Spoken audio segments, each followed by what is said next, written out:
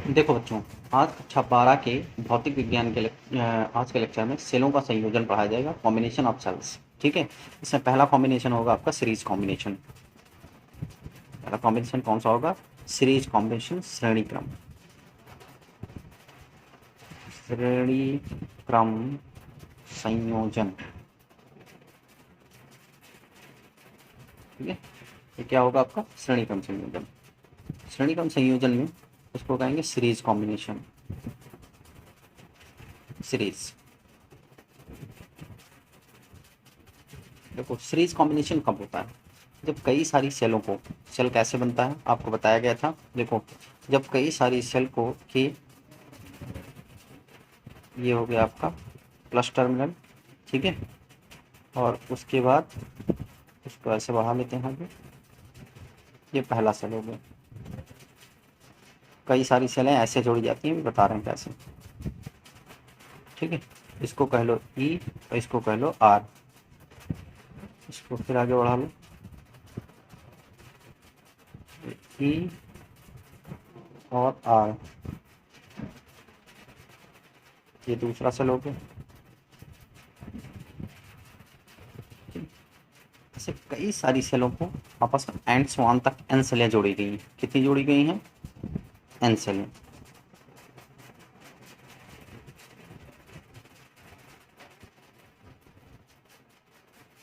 इसको एक बाह्य रेजिस्टेंस लगा दिया गया है, पर एक्सटर्नल रेजिस्टेंस कैपिटल आर, और एक कुंजी के लगा दी गई। क्या लगा दी गई है? कुंजी के।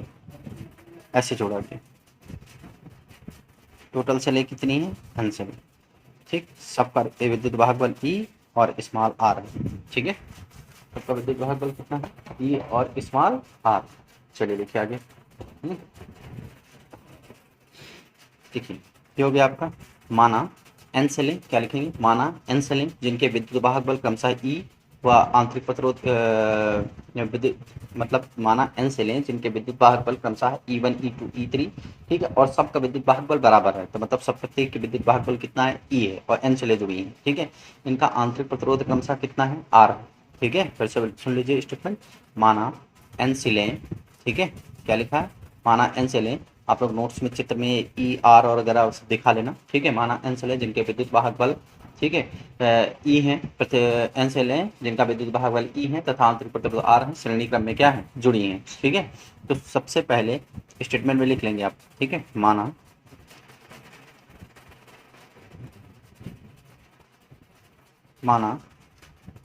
एन सेलें जिनके विद्युत वाहक बल ई व आंतरिक प्रतिरोध, नोट्स में स्टेटमेंट ई और आर ये सब नहीं लिखा, लिख लेना। आंतरिक प्रतिरोध कितना है? R, small R. ठीक है, किस में जुड़ी है? श्रेणी क्रम में जुड़ी है। श्रेणी क्रम में जुड़ी है। ठीक है, मतलब देखो कई सारी सेलें हैं, टोटल सेलें कितनी हैं? N cell. टोटल सेलें पूरी इस कॉम्बिनेशन में जो है वो कितनी सेलें लगी हैं? एन सेलें लगी है। ठीक है, श्रेणी क्रम में जुड़ी।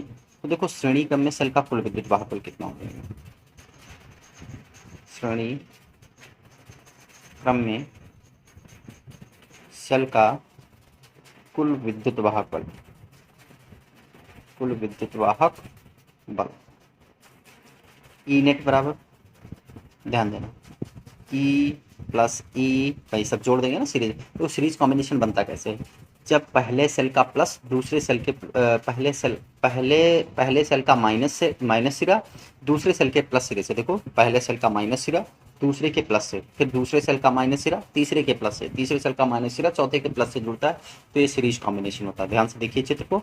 जब पहले सेल का माइनस, भाई ये वाला प्लस हो गया, ये क्या हो गया? माइनस। जब पहले सेल का माइनस दूसरे सेल के प्लस से जुड़ता है, ठीक है, और दूसरे सेल का माइनस, ये माइनस, ठीक है, और दूसरे सेल का माइनस तीसरे वाले सेल के आगे, ऐसे एंड वन कितनी सेलें लगी? एन सेल ही है, लास्ट तक एन सेल। ठीक है, ई प्लस ई कहाँ तक?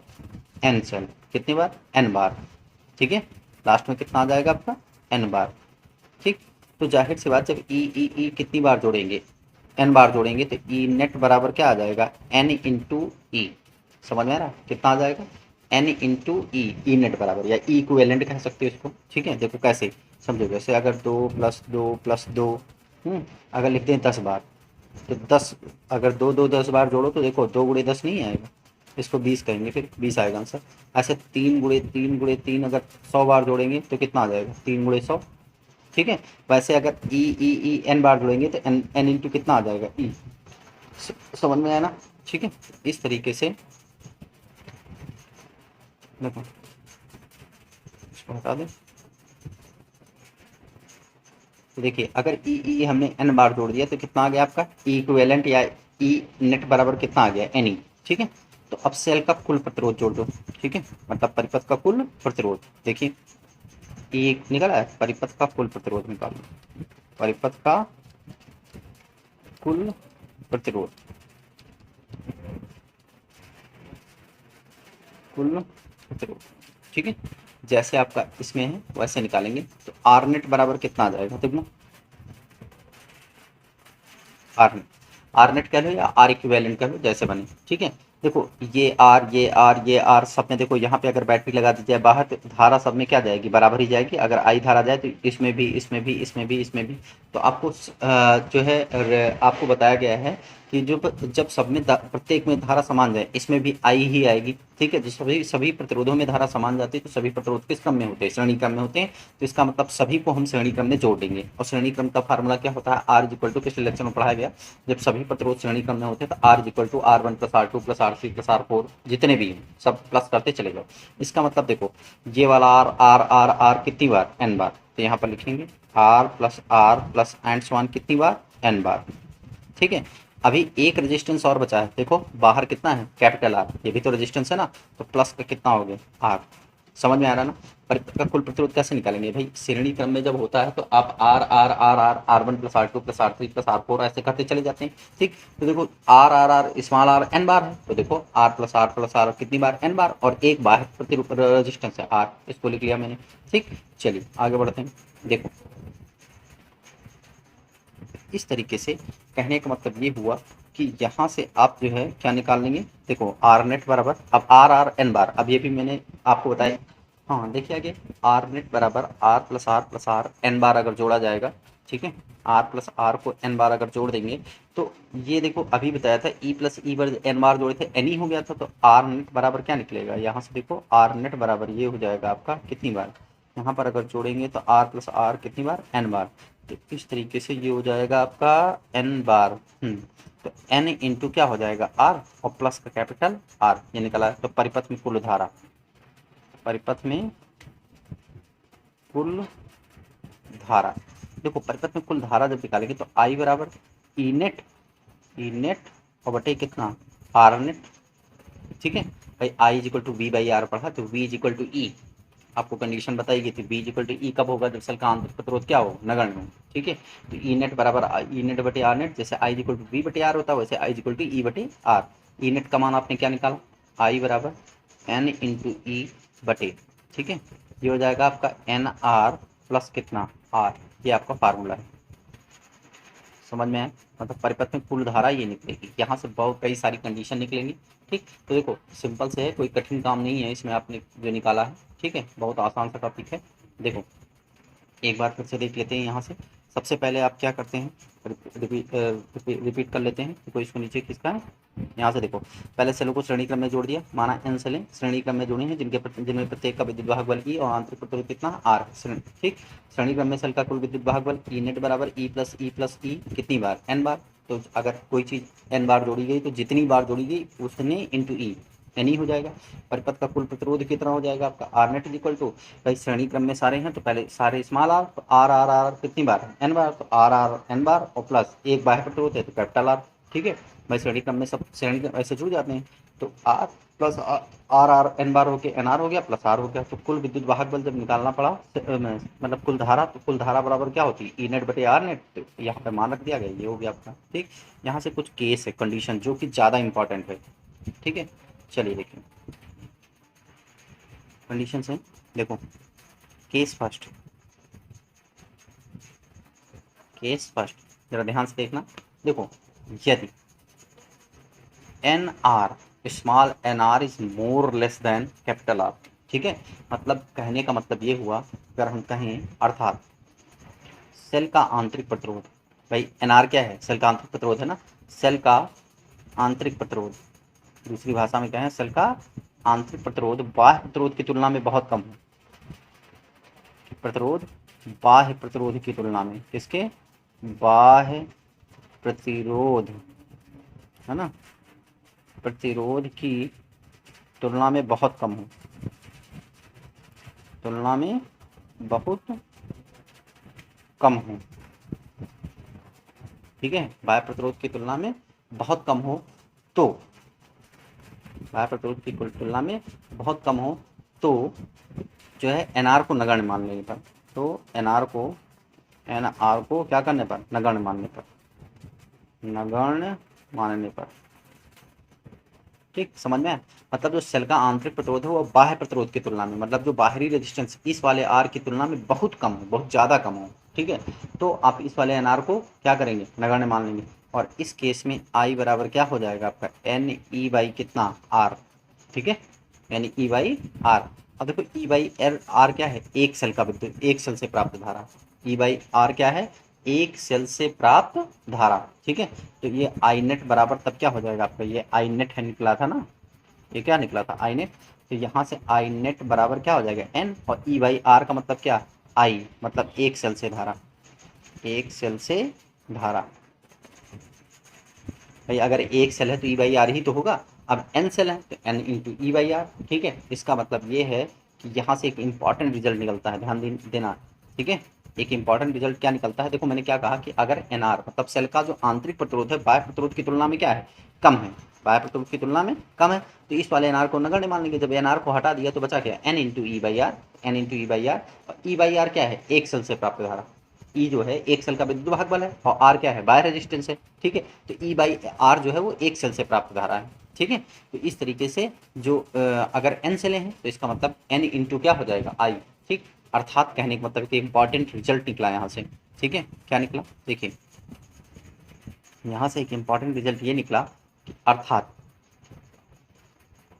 याद कर लीजिएगा, अर्थात यदि सेल का आंतरिक प्रतिरोध, सेल का आंतरिक प्रतिरोध, बहुत इंपॉर्टेंट रिलेशन है, प्रतिरोध बाह्य प्रतिरोध की तुलना में बहुत कम है, बाह्य प्रतिरोध की तुलना में बहुत कम है, में बहुत कम है, तो अगर सेल की तुलना में, बाह्य प्रतिरोध की तुलना में बहुत कम है, तो सेल को ठीक है, श्रेणी क्रम में जोड़ने पर, श्रेणी क्रम में जोड़ने पर धारा n गुनी बढ़ जाएगी। कितनी गुनी, n गुनी बढ़ जाएगी, मतलब जितने सेल होंगे उतनी गुनी बढ़ जाएगी। ठीक, मतलब अगर 5 सेल है तो 5 गुनी, मतलब एक सेल से धारा अगर 1 एम्पियर निकल रही तो 5 सेल से कितनी निकलेगी, 5 एम्पियर। ठीक है, अगर एक सेल से 3 एम्पियर निकल रही तो 5 सेल से 5 3 15 एम्पियर। ठीक है, मतलब ये है कि अगर सेल का आंतरिक प्रतिरोध बहुत कम है बाह्य प्रतिरोध की तुलना में, तो सेल को श्रेणी क्रम में जोड़ना चाहिए। बात समझ आए? ठीक है, अब उल्टा देखो, केस 2, आगे बढ़ा दें इसको, केस 2, केस नंबर 2 देखो, केस 2 क्या कहता है, देखो यदि N R is greater than capital R, N R is greater than capital R. अब यहाँ हिंदी समझ लेना। ठीक है, अर्थात सेल का आंतरिक प्रतिरोध बाह्य प्रतिरोध की तुलना में क्या है, बड़ा है, ये स्मॉल आर है। ठीक है, स्मॉल आर है, तो एन आर क्या है, ये आपका आंतरिक प्रतिरोध है ना, इसका मतलब ये हुआ कि अगर सेल का जो आंतरिक प्रतिरोध है बाह्य प्रतिरोध की तुलना में क्या है, बड़ा है। ठीक है, तो इसका मतलब क्या हुआ कि आप अगर ध्यान देंगे तो भाई अब आर को नगण्य मानने पर, अर्थात यहाँ लिख लो, अर्थात सेल का आंतरिक प्रतिरोध, क्या लिखेंगे, आंतरिक प्रतिरोध, कंडीशन जरूर याद करना, प्रतिरोध बाह्य प्रतिरोध की तुलना में, बाह्य प्रतिरोध की तुलना में अधिक है, बहुत अधिक है। बहुत अधिक है, तो बहुत अधिक है तो क्या करने पर, उसको नगण्य मानने पर, ठीक है, बाह्य प्रतिरोध की तुलना में अधिक है तो कैपिटल आर को नगण्य मानने पर। चलो देखो फार्मूला क्या था, आई नेट बराबर आपने पढ़ रखा था एन ई बटे, अब देखो एन स्मॉल आर और प्लस कैपिटल आर, चूंकि कैपिटल आर को आपको क्या मानना है, जीरो, कैपिटल आर को क्या मानना है, जीरो, तो अगर कैपिटल आर को जीरो मानना है तो ये हो जाएगा आई नेट बराबर, यहाँ पर क्या हो जाएगा एन ई और बटे एन आर, एन से एन क्या हो गया कैंसिल, आई नेट बराबर ई अपान आर, और ई अपान क्या है, आर क्या है, एक सेल से धारा, एक सेल की धारा, ठीक है। मतलब आप अगर यहाँ से याद रखो, अर्थात इंपॉर्टेंट रिजल्ट, अर्थात इस स्थिति में, अर्थात इस स्थिति में, इस स्थिति का मतलब ये जो N R is greater than capital R, इस स्थिति में, इस स्थिति का मतलब जब N R is greater than, जब इंटरनल रेजिस्टेंस एक्सटर्नल रेजिस्टेंस से क्या हो, ज़्यादा बड़ा हो, ठीक है, तो सेलों को श्रेणी क्रम में, सेलों को श्रेणी क्रम में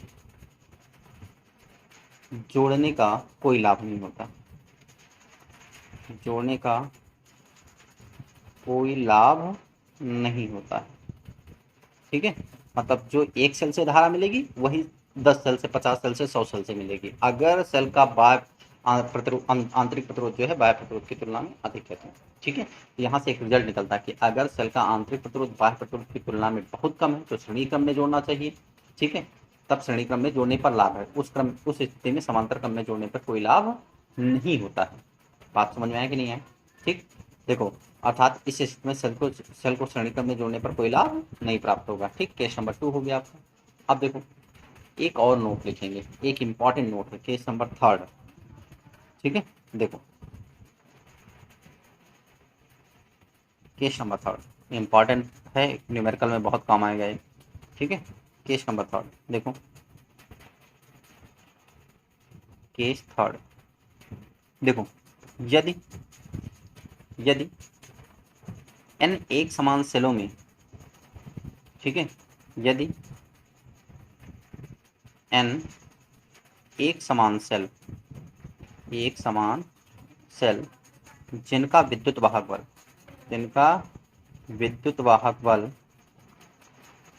बल ई है, ठीक है, वह आंतरिक प्रतिरोध कितना है, आंतरिक प्रतिरोध कितना है, आर है, ठीक है। तो सेल का कुल विद्युत वाहक बल, टोटल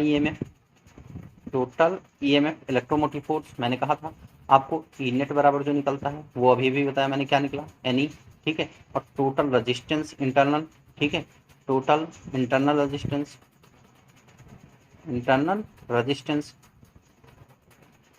रेजिस्टेंस क्या निकलेगा, आर नेट बराबर, आपने अभी मैंने बताया आपको क्या निकलता है, एन आर, ये दोनों हो गया आपका, ठीक है। अब यहाँ से ज़रा देखो, इस केस में एक कंडीशन है, केस के अंदर एक कंडीशन है, यदि, ठीक है, जरा इस लाइन पे ध्यान देना, ठीक है। देखो यहाँ पे कंडीशन है आपकी, ठीक है, यदि एन सेलों में से, ठीक है, एम सेलें उल्टी लगी हैं, एम सेलें उल्टी जुड़ी हैं, ठीक है, एम सेलें कैसी हैं, उल्टी जुड़ी हैं, मतलब समझो, जैसे मान लो एक सेल ये प्लस है ये माइनस है, ऐसे लगी है, एक सेल हो गया, दूसरा वाला ये सेल ये माइनस ऐसे लगा है, ठीक है। अब ऐसे एंड वन, लेकिन इसमें देखो एम सेलें जो हैं वो ऐसी लगी हैं, देखो माइनस इस साइड में प्लस इस साइड में, ऐसे लगी है रेजिस्टेंस, है ना, फिर इसके बाद माइनस इस साइड में, फिर प्लस इस साइड में, ठीक, फिर ऐसे लगी हैं, उसके बाद बाकी ऐसे बाकी सीधी जुड़ी हैं, ठीक है, बस केवल ये 2 सेलें ऐसी हैं, ठीक, समझो बात को। देखो ये हो गया आपका, हाँ, ऐसे जुड़ी हैं,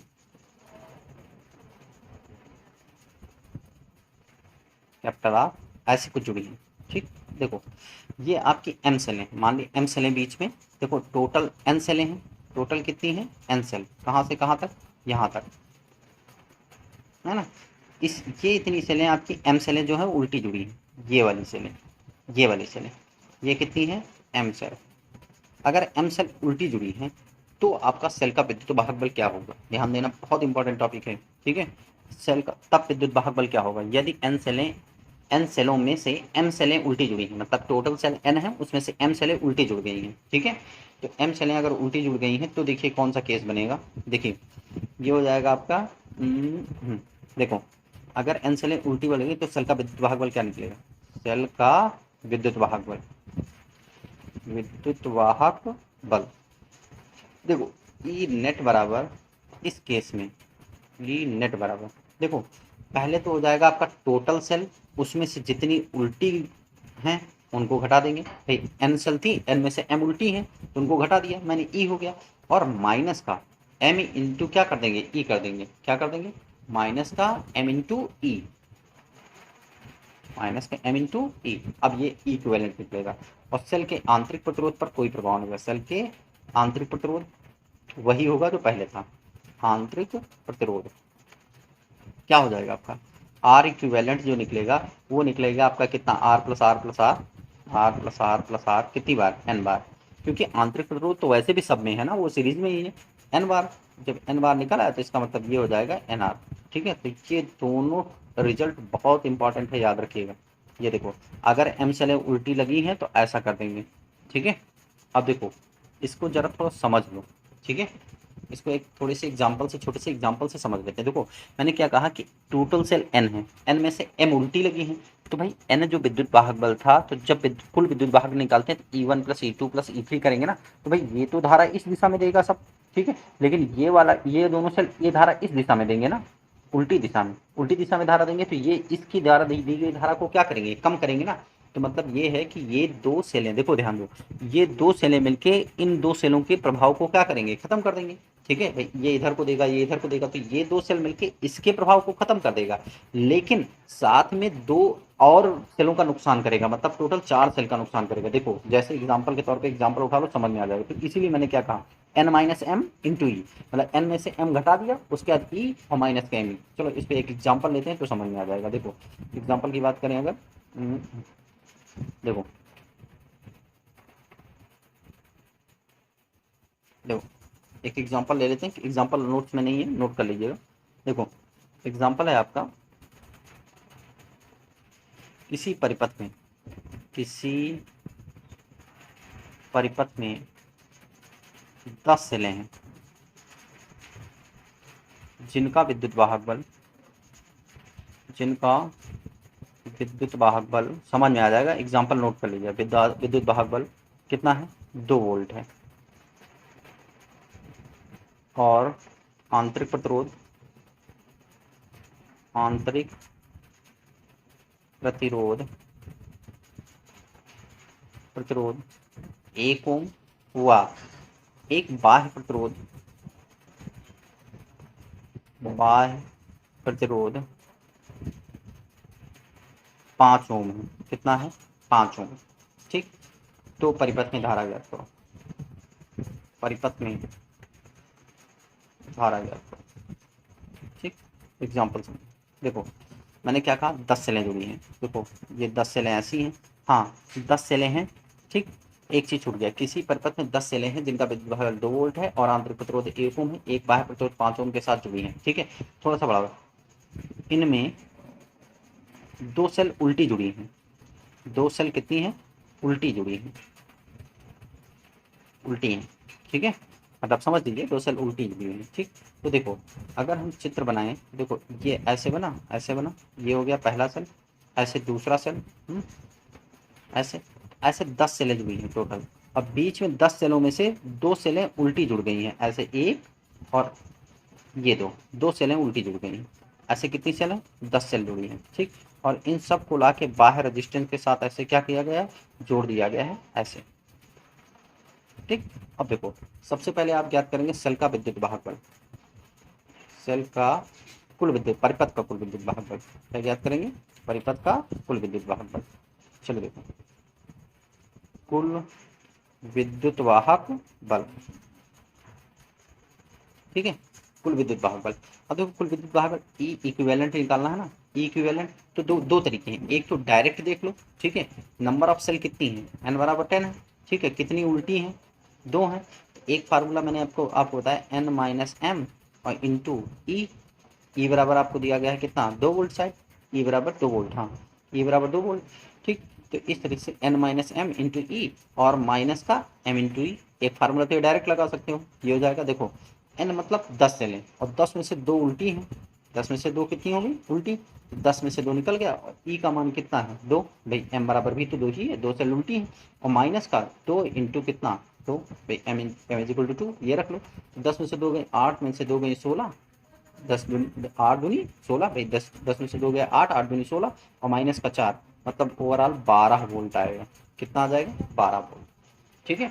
तो समझ लीजिए, इसको ऐसे समझ लो, अगर एक तो इस सूत्र में रख लिया आपने, ऐसे समझ लो टोटल 10 लगी हैं, 10 में से 2 निकल गई, कितनी बची 8, 10 में से 2 सेल कैसी निकल गई उल्टी है। अब देखो ये उल्टी है तो एक तो अपने प्रभाव को खत्म कर दिया, लेकिन साथ में ये 2 सेलों को और नुकसान पहुंचाएंगी, 2 सेलों को और नुकसान, भाई ये 2 सेल जो उल्टी लगी हैं तो इनका तो वैसे भी परिपथ में कोई काम नहीं, तो खुद का अस्तित्व तो खत्म किया साथ में, लेकिन ये 2 सेलों के और अस्तित्व को खत्म करेंगे, तो मतलब एक तो 2 अपना कम किया और 2 सेल और खत्म किया, मतलब टोटल 4 सेलों की संख्या को कम किया, तो 10 में से 4 निकल गया कितना 6, अब 6 एक मतलब 6 सेलें लगी हैं और प्रत्येक का विद्युत वाहक बल कितना है 2 वोल्ट, तो 6 दूनी कितना 12। तो आप दोनों तरीके से सोच सकते हैं, देखो जितनी सेलें उल्टी लगी हों उसका 2 गुना कर दो, भाई m बराबर 2 है, m बराबर कितना है 2, तो 2 में से 2 खुद का खराब करेगा, 2 और खराब करेगा, मतलब 4। अगर 3 होता, m बराबर 3 होता तो इसका मतलब 3, अगर 3 सेलें उल्टी लगी होती तो 3 खुद का खराब करती है, 3 दूसरे का, मतलब 3 3 कितना 6, तो तब 10 में से 6 घटता केवल 4 बचता और 4 दूनी 8, कुल विद्युत भाग बल कितना बचता 8 वोल्ट। क्लियर हो गया लाइन, समझ में आया कि नहीं आया, ठीक है। देखो फिर से देखो भाई 10 सेलें लगी हैं, 10 में से ये 2 सेल उल्टी लगी हैं, तो खुद मतलब 2 सेल उल्टी लगी तो इसका इस परपथ में कोई काम नहीं, लेकिन ये 2 सेल जो उल्टी लगी हैं ये इधर को धारा भी तो देंगी, इसका मतलब ये 2 सेल एक तो खुद का कोई काम नहीं है, खुद अपने अस्तित्व को खत्म कर दिया, और साथ में जो धारा इधर को निकाल देंगी वो 2 सेल की धारा को खत्म कर देंगी, मतलब टोटल 4 सेलों की संख्या कम पड़ जाएगी परपथ से, मतलब 10 में से 4 निकल गया, कितना बचा 6, और 6 दूनी 12 वोल्ट।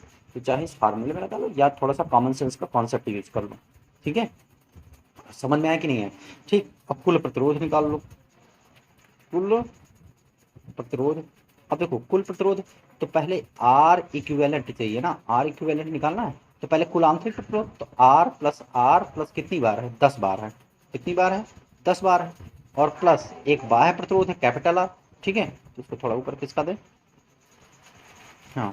अब देखो तो इसका मतलब क्या हो गया यहाँ पे, देखो आर का मान, स्मॉल आर का मान 1 है ना, मतलब 1 प्लस 1 प्लस 1 कितनी बार 10 बार, तो कैपिटल आर का मान कितना है शायद 5 ओम, शायद दिया गया है 5 ओम, मैंने लिखा है ऊपर शायद, ठीक है, थोड़ा खिसकाना पड़ेगा, एक मिनट, कितना कितना लिखा मैंने, अपने पास से सवाल बोला, हाँ 5 ओम, ठीक है 5 ओम में, चलिए देखिए। तो इस तरीके से कहने का मतलब ये है कि कैपिटल आर का मान कितना हो गया 5, तो एक एक 10 बार जोड़ेंगे, 10 गुणे 1 और प्लस का कितना 5, मतलब 10 एक कम 10 5 15 ओम आर इक्विवेलेंट, ठीक है। परिपथ में धारा कितनी आ जाएगी, परिपथ में धारा, ये परिपथ में धारा तो I equal to E equivalent और बटे कितना आर इक्विवेलेंट, ई इक्विवेलेंट का मान कितना है आपका 12 और बटे में कितना 15, ठीक है, तो 4 3 नहीं 3 चौक 12 तीनों 25 15, ठीक, डिवाइड करेंगे आज इक्वल टू 0.8 एम्पियर ये धारा होगा, ठीक है। आई होप सबको ये कॉन्सेप्ट समझ में आया होगा, ठीक है। यहाँ पर जो एन सेलें उल्टी लगी थी उसका कॉन्सेप्ट चाहे तो सूत्र में रख लो, जैसे 10 सेलें हैं टोटल 12 सेलें हैं, 12 में से 4 उल्टी हैं तो 12 में से 4 गया 8, ठीक है, और 12 में से 4 निकल गया 8, और 4 अब जो अगर 4 उल्टी हैं तो 4 और को खराब करेंगे, मतलब 12 में से टोटल निकलेगा 8, मतलब 4 सेल के विद्युत वाहक बल के बराबर होगा, ठीक है। तो यही कॉन्सेप्ट समझाना था इस एग्जाम्पल से, तो एग्जाम्पल सब लोग नोट कर लीजिएगा, नोट्स पे नोट नहीं है, ठीक है। तो ये आपका एग्जाम्पल हो गया, ठीक है। अब अगला टॉपिक हो जाएगा आपका सेलों का कौन सा क्रम, सेलों का हो जाएगा आपका समांतर क्रम संयोजन, कैसा क्रम संयोजन हो जाएगा समांतर क्रम संयोजन, जो कि चलो देखो आज के टॉपिक में हम सेलों के समांतर क्रम संयोजन को पढ़ेंगे, ठीक है। इससे पहले वाले लेक्चर में हमने आपको सेलों के श्रेणी क्रम संयोजन के बारे में बताया था, सेलों का समांतर क्रम संयोजन। चलिए देखिए सेलों का समांतर क्रम संयोजन कैसे होता है, देखो जैसे मान लो ये हो गया एक सेल, इसका रेजिस्टेंस हो गया, ठीक है, एक सेल ये हो गया आपका, ये रेजिस्टेंस हो गया। ऐसे कई सारी सेलें हैं, ऐसे ऐसे लगी हैं, ठीक। यहाँ पर एक सेल है, लास्ट में ऐसे रेजिस्टेंस है, सबको आपस में ऐसे जोड़ दिया जाता है, ऐसे, ठीक है।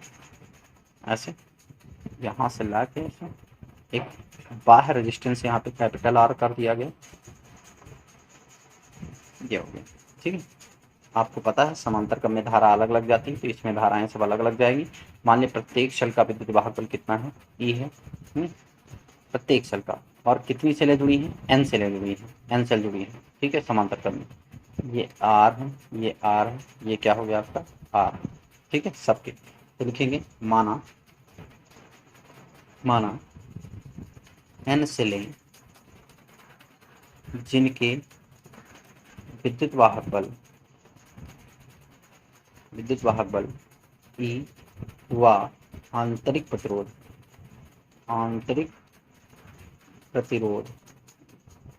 कैपिटल आर, आंतरिक प्रतिरोध स्मॉल आर है, ठीक है।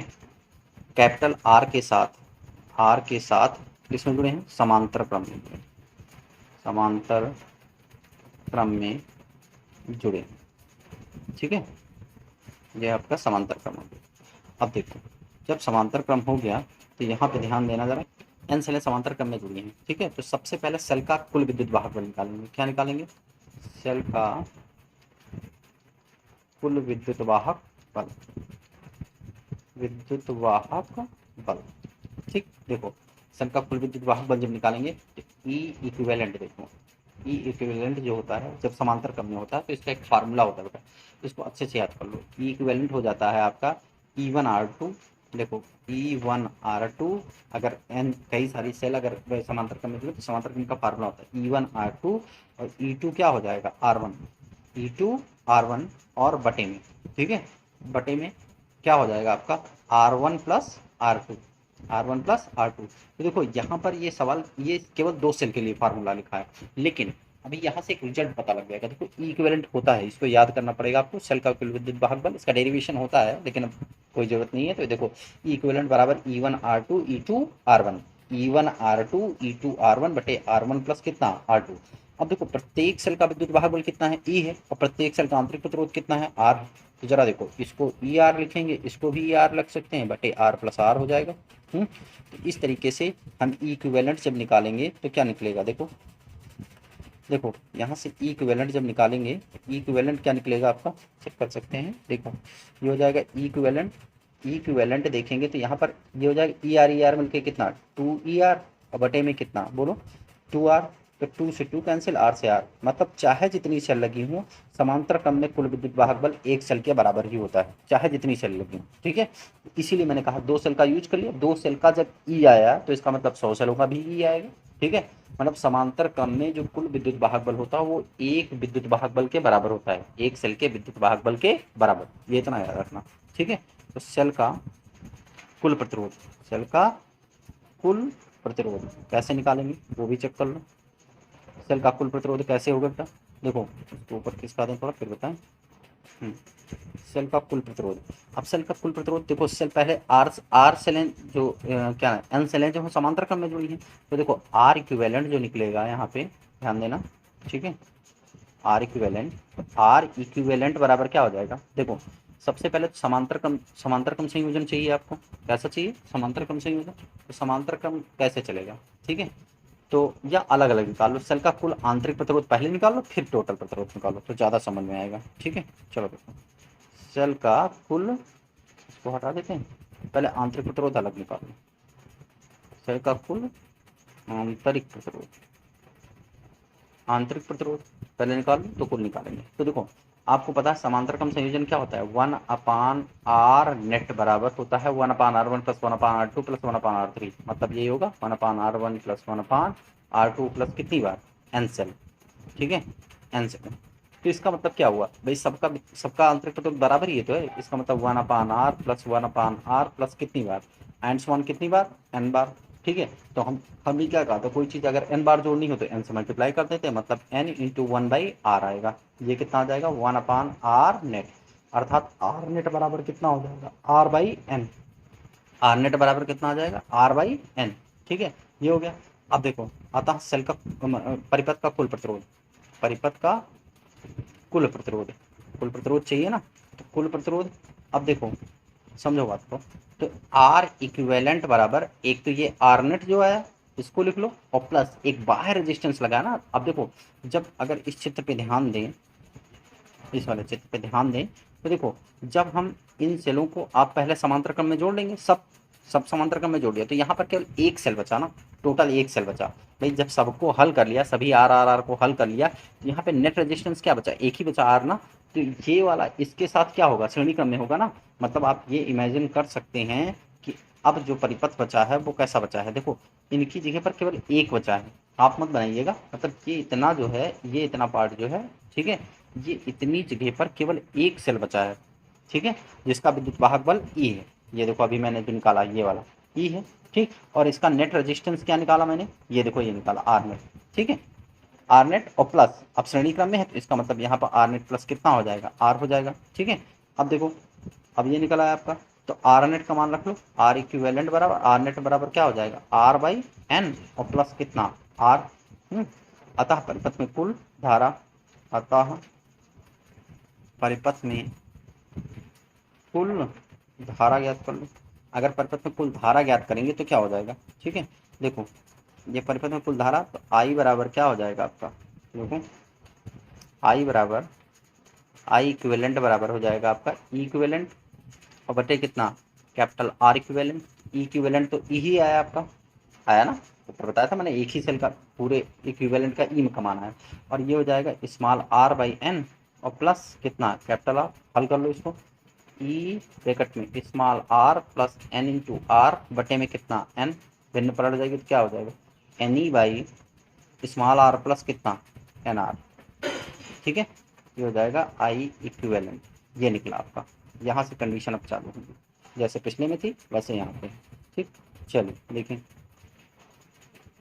ये हो जाएगी आपकी, देखो आई इक्विवेलेंट। देखो केस फर्स्ट, यदि यदि N R is, capital N R is, ठीक है, more less than small R, N R is more less than small R, मतलब ये एन आर, आर क्या है, बाह्य प्रतिरोध है ना, मतलब बाह्य प्रतिरोध अगर आंतरिक प्रतिरोध की तुलना में क्या है, बहुत कम है, ठीक है। मतलब जो बाहरी रेजिस्टेंस है, बाह्य प्रतिरोध है, वो सेल के आंतरिक प्रतिरोध की तुलना में क्या है, बहुत कम है। मतलब सेल का आंतरिक प्रतिरोध 5 ओम हो और बाह्य प्रतिरोध 0.1 ओम, 0.3 ओम, अगर ऐसा हो तो हम एनआर को क्या करते हैं, नगण्य मान लेते हैं। एनआर को नगण्य मानने पर स्टेटमेंट हिंदी में आपको नोट्स में मिल जाएगा, नोट्स आप भी देख लीजिएगा, ठीक है। तो देखो यदि N R is more less than किससे, आर है, ठीक है, मतलब इंटरनल रेजिस्टेंस है, तो एनआर को क्या करेंगे, नगण्य मान लेंगे, ठीक है, हिंदी लिख लेना, नगण्य मानने पर, ठीक है। अगर एनआर को नगण्य, तो आई इक्विवेलेंट बराबर क्या हो जाएगा, एन ई और बटे क्या बचे आर, तो ई बाई आर क्या हो जाएगा, देखो आई इक्विवेलेंट बराबर एन और एक सेल का विद्युत वाहक बल, ई बाई आर का मतलब क्या, आई मतलब एक सेल से धारा, एक सेल से धारा, ठीक है। तो इसका मतलब क्या है, धारा कितनी गुनी हो जाएगी, एन गुनी। मतलब यह है कि अगर सेल का बाह्य प्रतिरोध, अर्थात सेल का आंतरिक प्रतिरोध, सेल का आंतरिक प्रतिरोध बाह्य प्रतिरोध की तुलना में, बाह्य प्रतिरोध की तुलना में क्या है, बहुत अधिक है, बहुत अधिक है, तो सेल को समांतर क्रम में जोड़ना चाहिए, सेल को समांतर क्रम में जोड़ने पर लाभ होता है, जोड़ने पर धारा कितनी गुनी प्राप्त होगी, एन गुनी प्राप्त होगी। अभी इससे पहले वाले लेक्चर में क्या बताया गया था, इसके पहले वाले में क्या बताया गया था कि जब सेल का, यहाँ पर देखो एनआरइज मतलब सेल का आंतरिक प्रतिरोध बाह्य प्रतिरोध की तुलना में बहुत कम है, तो इस स्थिति में श्रेणी क्रम में जोड़ने पे कोई लाभ नहीं होगा, ठीक है। जबकि जब एनआर इज ग्रेटर देन था, मतलब capital R greater than N R था, मतलब बाह्य प्रतिरोध अधिक था, सेल का आंतरिक प्रतिरोध कम था, तो श्रेणी क्रम में जोड़ने पर धारा एन हो रही थी, ठीक है। अब चलो केस नंबर 2, इत्मीनान में इसको बैठ के पढ़िएगा, समझ में आएगा, बहुत अच्छा टॉपिक है। केस नंबर 2, केस 2, ठीक है। If N R is greater than capital R, ठीक है, N R is greater than small R, sorry क्या होगा यहाँ पे स्मॉल आर, ठीक है, N R is more greater than small R, ठीक है, अर्थात सेल का जो बाह्य प्रतिरोध है वो आंतरिक प्रतिरोध की तुलना में अधिक है, तो आई इक्विवेलेंट बराबर क्या हो जाएगा यहाँ पर एन इंटू ई, ठीक है, एन इंटू ई, और फार्मूला क्या था आपके पास यहाँ पर था स्मॉल आर प्लस कितना हो जाएगा आपका एन और इंटू कैपिटल आर। अब देखो स्मॉल आर बराबर, चूंकि स्मॉल आर बराबर क्या है 0, भाई आप देखो स्मॉल आर का मान बहुत कम है ना, तो स्मॉल आर 0 कर दिया, स्मॉल आर 0 कर दिया, तो आई इक्विवेलेंट बराबर क्या हो जाएगा एन ई, और भाई कितना एन बाई आर, एन से एन क्या हो गया कैंसिल, और आई इक्विवेलेंट बराबर क्या निकला आई मतलब एक सेल से धारा, ठीक है, क्या निकला एक सेल से धारा। इसका मतलब क्या हुआ, यहाँ से आपको जब एक सेल से धारा प्राप्त हुई, इसका मतलब इस स्थिति में समांतर क्रम में जोड़ने पर कोई लाभ नहीं होगा, ठीक है, जो धारा एक सेल से मिल रही वही 10 सेलों से, वही 50 सेलों से, वही 100 सेलों से मिलेगी, ठीक है। अब ओवरऑल कंक्लूजन क्या निकला, ओवरऑल टोटल जो नोट निकला, कंक्लूजन निकला, वो ये निकला, अगर कहीं, ठीक है, small R is greater than है, मतलब सेल का आंतरिक प्रतिरोध बाह्य प्रतिरोध की तुलना में ज़्यादा है, ठीक है, तो सेल को किस क्रम में जोड़ना चाहिए, समांतर क्रम में, तब फायदा है, ठीक है। और अगर R is more less than है कैपिटल आर से, ठीक है, तो उससे कौन सा क्रम जोड़ना चाहिए, श्रेणी क्रम जोड़ना चाहिए, तब धारा n गुनी हो जाएगी, ठीक है। तो ये ओवरऑल आपका रिजल्ट निकला। तो इस तरीके से आपका ये टॉपिक समांतर क्रम और श्रेणी क्रम समझ समाप्त हुआ। अब अगले लेक्चर में आपको जो है किरचॉफ नियम पढ़ाए जाएंगे, जो कि मोस्ट इंपॉर्टेंट है, न्यूमेरिकल के लिए भी, थ्योरी के लिए भी, सब के लिए बहुत ज़्यादा इंपॉर्टेंट है, ठीक है। धन्यवाद।